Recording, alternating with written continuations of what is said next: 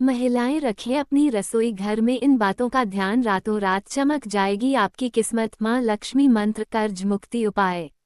महिलाएं हमेशा रखें अपनी रसोई घर में इन बातों का ध्यान, रातों रात चमक जाएगी आपकी किस्मत। हेलो दोस्तों, हम बात करेंगे कि कैसे हम अपनी रसोई में कुछ बातों का ध्यान रखकर मां लक्ष्मी को खुश रख सकते हैं, और अगर माता रानी प्रसन्न हो जाती हैं तो आप समझ ही सकते हैं, भगवान का वास आपके घर में हो जाता है और माता लक्ष्मी के साथ विष्णु भगवान के भी कृपा आपके ऊपर होती है।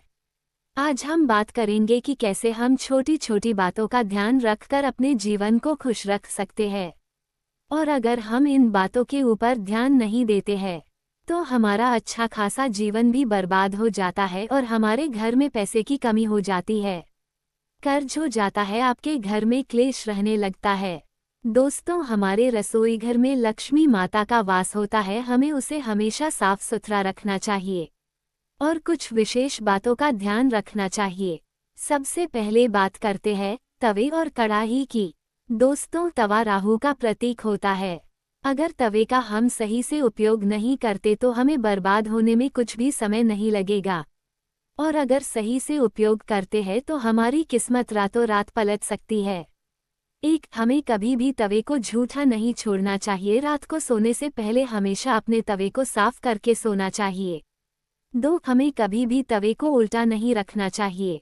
3, जब हम रोटी बनाएं तो जो सबसे पहले रोटी बनाते हैं उसको किसी गाय को खिलानी चाहिए।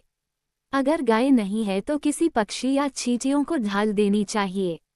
अगर आप ऐसा करते हैं तो आपके घर में हमेशा खुशी का माहौल रहेगा और आपको कामयाबी मिलेगी। अगर आपकी किस्मत में दुख है तो उसका भी आपको 1 या 2% मिलेगा। 4, हमें कभी भी गर्म तवे पर पानी नहीं डालना चाहिए जिससे छन की आवाज आती है, क्योंकि इससे राहु नाराज हो जाता है और हमारे घर में झगड़ा होने लगता है और आपके पति के कारोबार पर भी इसका बुरा असर पड़ता है। 5, और हमें तवे को सप्ताह में 1 या 2 बार नमक से साफ करना चाहिए, ये भी बहुत शुभ होता है। अब हम बात करते हैं कढ़ाई की। जिस तरह तवे का हमारी जिंदगी में महत्व है, उसी प्रकार हमें कढ़ाई का भी ध्यान रखना चाहिए। हमें कढ़ाई को कभी उल्टा नहीं रखना चाहिए। अपनी कढ़ाई को हमेशा साफ सुथरा रखना चाहिए।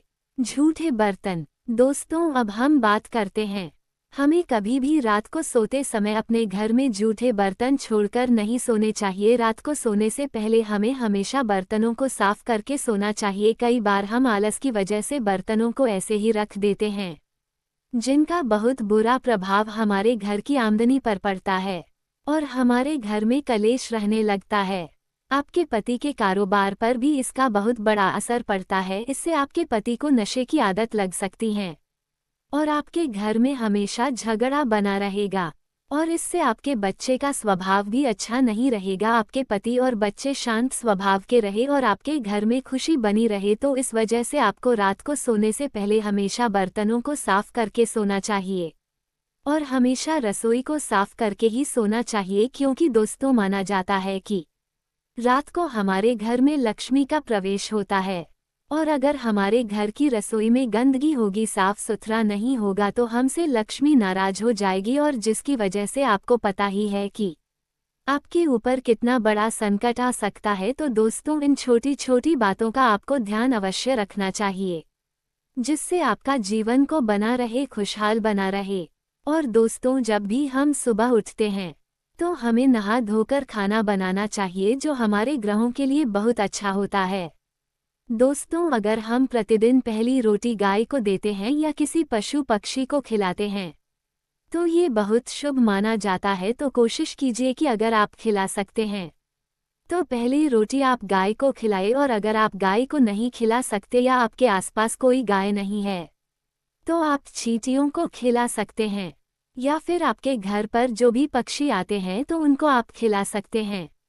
पक्षियों को डाल दीजिए, जिससे आपके घर में हमेशा माता रानी की कृपा बनी रहेगी और आपके ऊपर जो संकट होंगे वह टल जाएंगे। दोस्तों, देखो, वैसे तो जीवन में सुख और दुख दोनों आते हैं।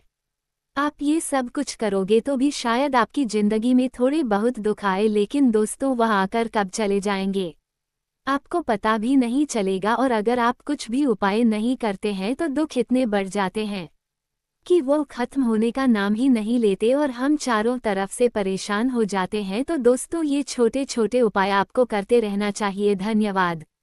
अगर आपको यह वीडियो पसंद आई हो तो प्लीज़ चैनल को सब्सक्राइब करें, लाइक करें और शेयर करें और कमेंट में अपनी राय जरूर दें। जय लक्ष्मी माता।